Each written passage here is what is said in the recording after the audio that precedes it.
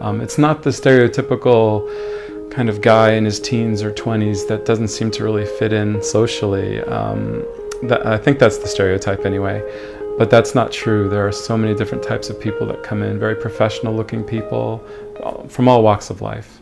And some are drawn in because comics are coming from video games. Some are drawn in because some certain comics have been turned into movies or TV shows, such as The Walking Dead.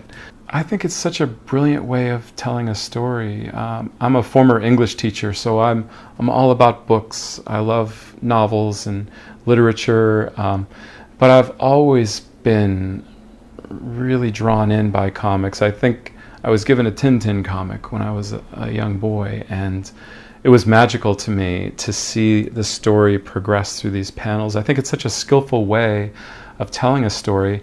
And I always like to think about what our mind is doing between the panels to connect those pictures to help us form the stories in our own minds.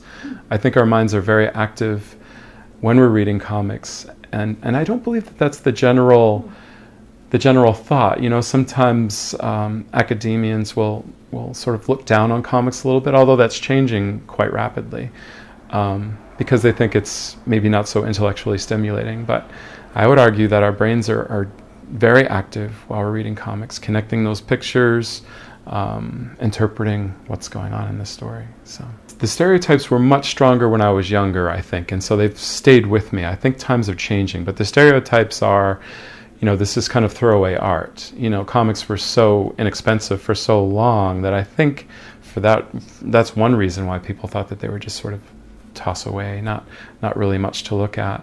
And a lot of times the storylines were very simplistic back when I was a kid. They were great and fun, but not the most complex storylines that you'll ever see. But over the decades that I've been reading comics, that's changing quite a bit. Much more complex plots.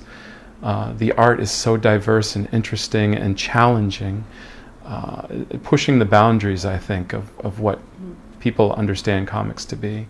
Now there are so many different types of subjects that comics cover. It's such a diverse industry.